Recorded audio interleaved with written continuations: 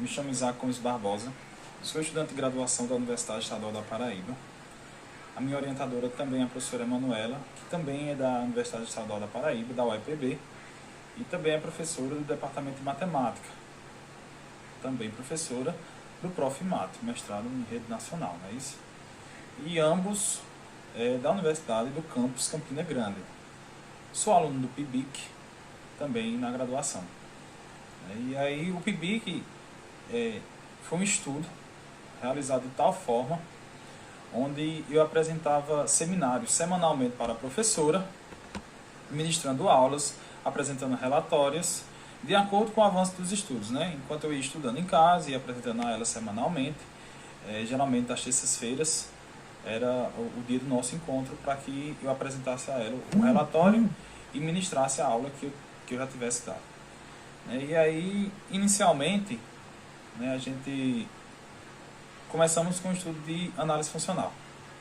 E ao começar esse estudo vimos que eu tinha uma dificuldade muito grande porque eu não tinha visto, por exemplo, espaços métricos. E a gente teve que retornar esses estudos, teve que rever novamente algumas propriedades, alguns exemplos, algumas definições que são importantíssimas, né, para o avanço no estudo de análise funcional e principalmente aos operadores lineares em espaço de Hilbert.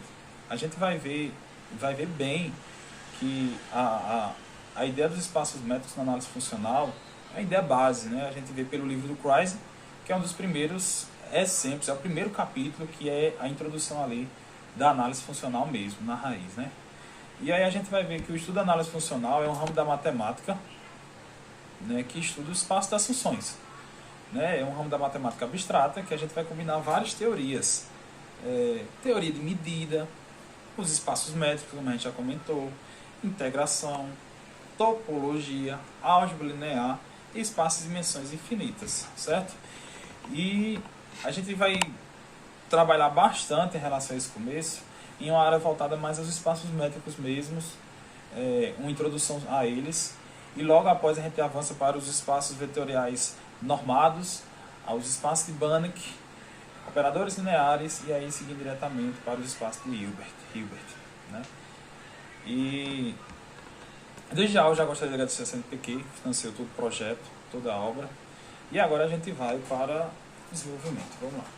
A gente começando pelos espaços métricos, a gente tem a primeira definição do que é um espaço métrico. A gente vai dizer que um espaço métrico é um par XD, onde X é o conjunto de uma métrica em X, e é uma função definida em X, categorizada a X. Aí a gente vai ver que esse Dzinho aí, ele quer dizer a distância, a distância de X até Y. E aí a gente vai ver algumas definições. A gente vai ver a primeira definição, que quer dizer que a distância de X a Y ela é igual a zero somente se X é igual a Y. Ou seja, um ponto fixo ali, ele não tem uma distância de um ponto a outro. Os pontos estão no mesmo lugar. E aí depois a gente tem a propriedade que diz que a distância de X a Y é a mesma de Y a X. Essa é uma propriedade bem tranquila. E nós temos a famosíssima desigualdade triangular também aplicada nos espaços métricos, E aí, a partir dos espaços métricos, a gente vê alguns exemplos, algumas propriedades, e a gente vê uma definição muito importante, que é a definição de completude, É uma definição assim, importantíssima, porque qualquer coisa que a gente vai trabalhar a partir daqui, o espaço é completo, O espaço é completo. E aí a gente vai dizer que o espaço é completo se toda a sequência no espaço é de Cauchy. E a definição de Cauchy diz que para todo y maior que zero, todo delta maior do que zero, vai existir um n independente de delta, tal que a distância de xm e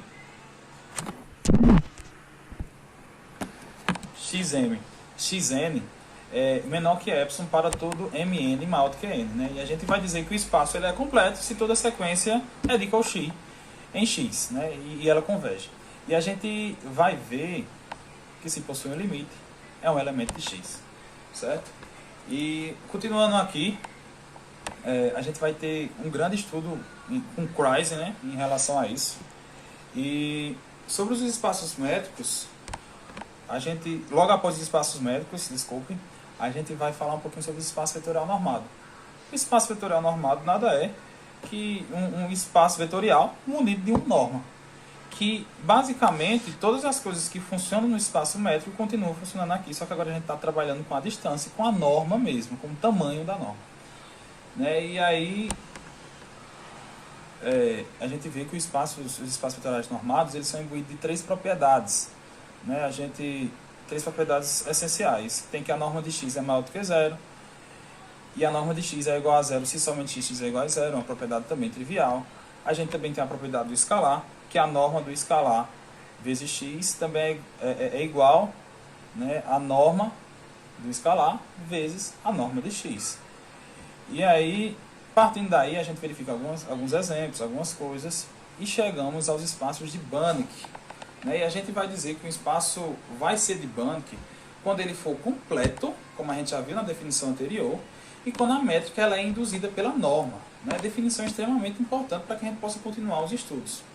E avançando ainda mais, a gente vai chegar a uma aplicação do produto interno. E aí, a gente já começa a chegar no nosso objetivo. Né? A gente vai falar um pouquinho do espaço, que é o par próprio E. Né? E aí, nós temos 4 propriedades também importantíssimas que a gente consegue avaliar bem. E aí a gente vai seguindo para o final. Né? A gente vai ver que um espaço com produto interno completo na norma induzida pelo produto interno é chamado de espaço de Hilbert. E se você observar, o espaço de Banach com a norma induzida pelo produto interno também é um espaço de Hilbert. Né? Avançamos nos estudos, a gente vai falar um pouquinho sobre os operadores lineares, o operador linear contínuo, limitado, e aí a gente, chegando aqui na definição 10, a gente vai dizer que um operador linear limitado, quando a gente tem que ter uma transformação linear, para a definição 10, a gente vai dizer que um operador linear é limitado quando a gente tem que ter uma transformação linear do espaço vetorial em outro. Um espaço vetorial sobre o mesmo corpo. Então ele vai ser limitado, se conseguir encontrar uma constante, de modo que essa desigualdade seja verdadeira, ou seja, a norma de x é menor ou igual a c,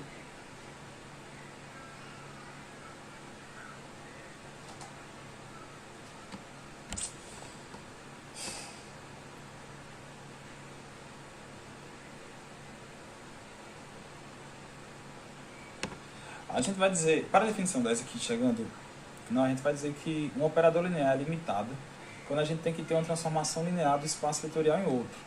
A gente vai ver um espaço vetorial sobre o mesmo corpo. Então ele vai ser limitado se conseguir encontrar uma constante, de modo que essa desigualdade seja verdadeira. Ou seja, a norma de x é menor ou igual a c. A norma de x para todo x no domínio. E finalmente seguimos para o teorema 2. A gente vai ver que se tem um operador linear de E em E, linear e contínuo, temos que o espectro de T é os lambdas no corpo, de modo que T menos lambda I não é inversível, ou o inverso não é contínuo. Ele é um conjunto compacto no disco, né? No caso, quando for complexo, ou ele vai ser um intervalo, mas ele vai ser sempre um conjunto compacto no corpo. Né? E no caso dos reais, ele vai ser um intervalo módulo de lambda menor ou igual à norma de T. E aí a gente chega no final do nosso trabalho. Caminhamos aí pelos espaços métricos, espaços vetoriais normados, espaços de Banach, operadores lineares, espaço de Hilbert, até chegar no fim, que é esse teorema. Eu gostaria de agradecer ao CNPq por todo o apoio, por todo o projeto. De verdade, foi a melhor experiência que eu obtive na graduação. A forma que eu aprendi a estudar, que eu vi que eu não sabia muita coisa, a forma que eu desenvolvi, graças também à professora Emanuela, uma orientadora excelentíssima, que ensinou os caminhos para que a gente possa estudar matemática, os caminhos que a gente possa desenvolver matemática. Inclusive também apresentei um trabalho no EMPA, Encontro de Matemática Pura e Aplicada, regional da Paraíba. E assim, é muito gratificante saber o quanto que a gente avançou, o quanto que a gente melhorou. E é isso. Até mais.